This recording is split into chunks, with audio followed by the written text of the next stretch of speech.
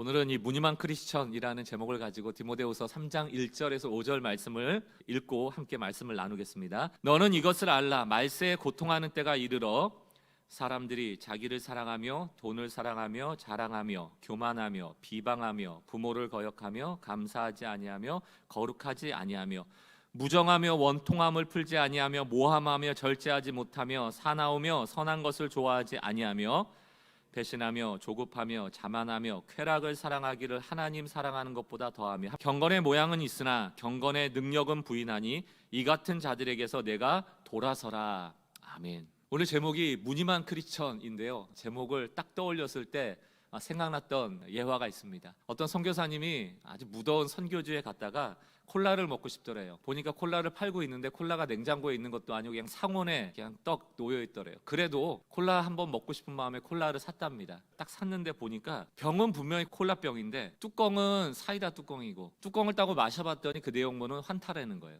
따졌대요. 왜 콜라병에 이렇게 돼 있냐. 우리나라는 원래 그런다. 우리의 신앙에 좀 적용할 필요가 있습니다. 분명히 우리 안에 성령이 계시는데 겉모습으로는 우리의 욕심대로 또 세상의 유혹에 따라 정욕의 안목대로 살아가고 있는 것은 아닐까. 지난주 사회면을 가장 많이 채웠던 이야기 중에 하나가 작은 어린아이의 학대 사망 사건 소식이었습니다. 그런데 그 사회면의 그 소식이 우리에게 더 충격적이었던 이유는 그 아이의 부모에 대한 신상이 인터넷에 공개되면서요. 입양한 부모가 크리스찬이었다. 기독교 정신을 표방하는 학교의 졸업생이었다. 기독교 정신을 표방하는 직장을 다니던 사람이었다. 그리고 그 부모의 부모도 목회자였다. 이런 소식이 더 충격적이에요. 이 사망한 아이를 입양할 당시 그 누가 이 아이를 학대할 것이라고 그 부모를 보면서 생각했겠냐고요. 분명 겉은 콜라병인데 안에가 환탄 거예요. 독일의 정치 철학가입니다. 여자분이죠. 한나 아렌트가 얘기했던 악의 평범성. 아돌프 아히만이라는 사람이 나는 스스로 죄가 없다. 나는 공무원이었고 그 당시 상부의 명령을 따랐을 뿐이다. 어떠한 죄책감도 없는 거예요. 너무너무 평범해 보이는 할아버지인데 그걸 보고 한나 아렌트가 깜짝 놀란 겁니다.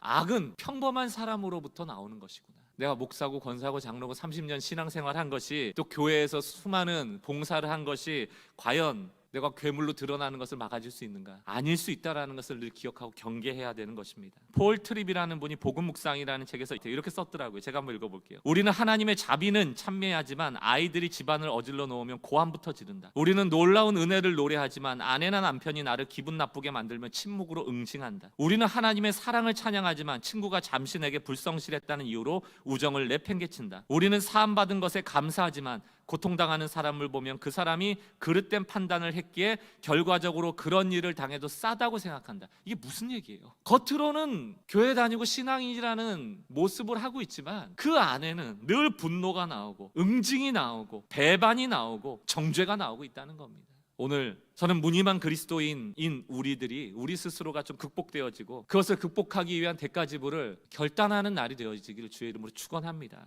오늘 본문 말씀 보세요. 1절. 너는 이것을 알라. 말세에 고통하는 때가 이르러. 사람들이, 우리를 포함하는 얘기입니다. 자기를 사랑하며 돈을 사랑하며 자랑하며 교만하며 비방하며 부모를 거역하며 감사하지 아니하며 거룩하지 아니하며, 사회면에 나오는 얘기들 아닙니까? 무정하며 원통함을 풀지 아니하며 모함하며 절제하지 못하며 사나우며 선한 것을 좋아하지 아니하며 배신하며 조급하며 자만하며 쾌락을 사랑하기를 하나님 사랑하는 것보다 더하며 경건의 모양은 있으나 경건의 능력은 부인하니 이 같은 자들에서 내가 돌아서라. 경건의 모양은 있으나, 이게 뭐예요? 콜라병인데 경건의 능력은 부인한다. 그 안에는 콜라 내용물이 들어있지 않더라는 얘기입니다. 경건의 모양은 우리가 얼마든지 만들 수 있어요. 주일 예배 드리면 됩니다. 성경 일독하고 기도회 나오고 예배 참여하고 얼마든지 하면 경건의 모양은 가질 수 있어요. 그러나 그런 사람 중에서, 경건의 모양을 가진 사람 중에서 모든 사람이 다 경건의 능력을 인정하는 게 아니라는 것입니다. 그 경건의 모양은 있으나 경건의 능력을 부인하는 자가 있다는 거예요. 여러분, 예수님을 떠올려 봅시다. 예수님이 창조자이신데 이 땅에 오셨다는 것은 무엇을 포기했다라는 얘기일까요? 창조자로서의 권위, 힘, 존경받았던, 예배받았던, 찬양받았다는 그 존경심, 경외심 다 포기한 거예요. 그건 하나님의 특권인데 다 내려놓은 것입니다. 자신을 낮춰서 인간의 몸을 입었고 마구간 구유에 누였고 심지어는 천박한 죄인이 되어 십자가에 죽으시는, 그것을 선택하신 것 아닙니까? 그게 우리 신앙의 핵심 아닙니까? 나는 교회에서도 제법 괜찮은 사람이라고 인정받을 것이고 세상에서도 절대 손해보지 않을 거야. 나는 경건한 삶을 살지 않아도 경건한 사람인 척 위장할 것이고 사실은 경건하게 살지 않음으로 세상에서도 성공할 거야. 여러분, 성공이 나쁘다는 건 아니에요. 그러나 위선적인 사람이 되어서는 안 되죠. 이런 상황을 존 스토트 목사님이 기독교의 기본 진리라는 책 안에 너무 신랄하게 적어놨어요. 기독교인의 세계는 반쯤 짓다가 버려둔 망대의 파편들, 즉 건축을 시작했다가 완성하지 못한 폐허들로 덮여있다. 매년 수천 명의 사람들이 그리스도를 따를 때 치러야 할 비용을 계산해 보지도 않고 따르겠다고 나선다. 그 결과는 오늘날 기독교의 커다란 수치인 소위 명목상 크리스찬, 기독교 문화가 보편화된 나라에게서는 많은 사람이 고상하지만 얄팍한 기독교 신앙의 가면을 쓰고 있다. 그들은 존경을 잃지 않되 불편하지 않은 범위 내에서 신앙생활을 한다. 그들의 종교는 크고 안락한 쿠션이다. 종교가, 기독교가 그들의 삶을 어려운 일로부터 보호해주는 일을 하지만 그 위치와 형태는 그들에게 편하도록 변화되어 있다. 모든 신앙의 방향이 자기 편이에요. 대가 지불하지 않습니다. 우리가 치러야 될 대가에 대해서 생각해보지 않는다는 것입니다. 바로 경건의 모양만 갖춘 사람들이 많아졌기 때문에 나오는 현상들이 지금 기독교에 손가락질 당하는 원인을 제공하고 있다라고 생각을 합니다. 그런 의미에서 한번 따라해 보겠습니다. 나는 훈련이 필요하다. 디모데전서 4장 7절 8절, 망령되고 허탄한 신화를 버리고 경건에 이르도록 자신을 연단하라. 연단하라가 뭡니까? 영어로 work hard거든요.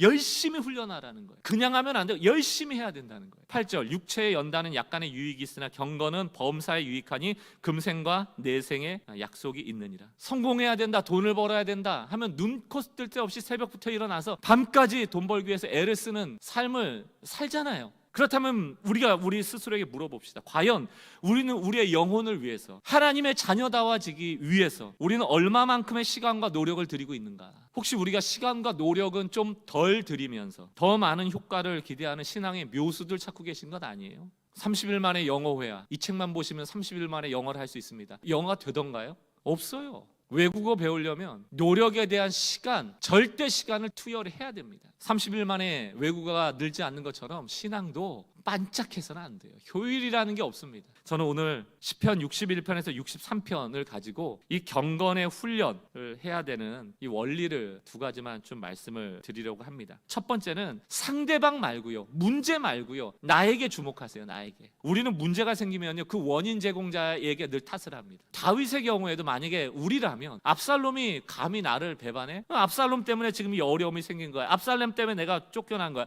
압살롬 때문에 지금 내가 광야에서 힘든 거야 라고 불평할 수 있어요. 그리고 어떻게 기도할까요? 만약에 우리라면, 하나님 압살롬을 없애주세요. 압살롬 너무 미워요. 압살롬.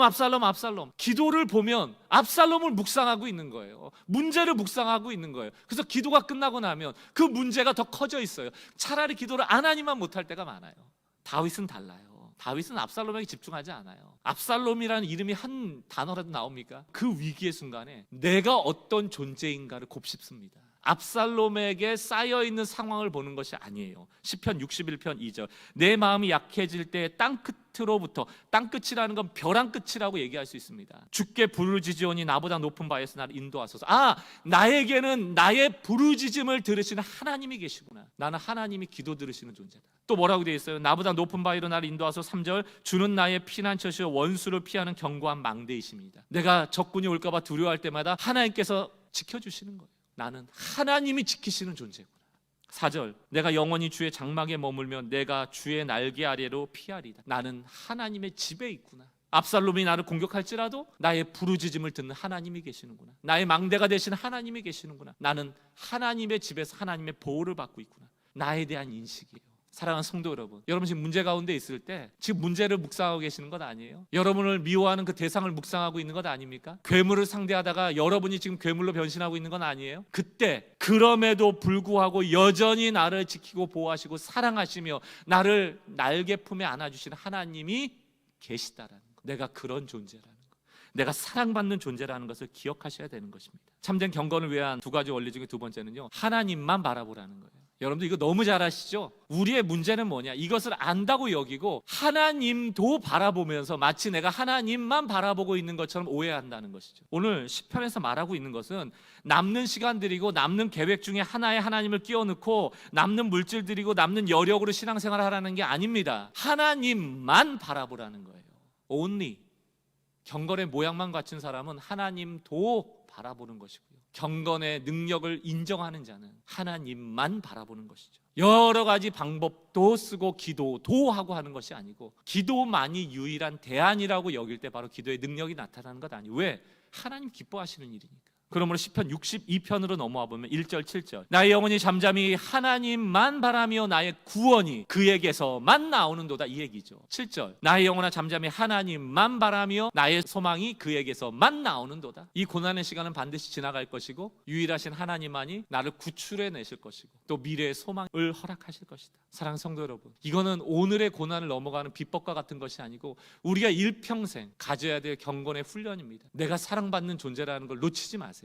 어떤 상황에서도. 또 하나, 하나님도 바라보는 것이 아니고 하나님만 바라보시길 바랍니다. 결론을 나눕니다. 파스칼이라는 사람이 이런 얘기를 했다고 합니다. 인류의 모든 문제는 방에 홀로 조용히 앉아있지 못해서 발생한다. 우린 너무 말이 많고요, 우린 너무 조급하고요, 우리는 문제만 생기면 그 무게가 무거운 것으로 여기고 이것저것 뛰어다니면서 사람 만나고 다니고 전화 걸고요. 물론 그런 어려움들이 서로에게 나누어지고 반감되어지고 도움을 받고 하는 것이 중요하죠. 그러나 그 누구보다도 하나님께서 이 문제를 알고 계시고 나를 보호하고 계시다는 확신, 그리고 하나님만이 이 문제의 구원과 소망 되신다는 확신. 사랑하는 성도 여러분, 이번 한 주 동안 좀 조용히 하나님과 대면하는 시간을 늘리세요. 부탁드립니다. 남는 시간 말고요, 떼어드리십시오. 드라마 보는 시간으로 떼어드리세요. 오히려 잘 못 일어나는 새벽 시간으로 떼어드리시고요, 밤새 넷플릭스 보는 그 시간을 떼어드리세요. 거기에 능력이 나오는 겁니다.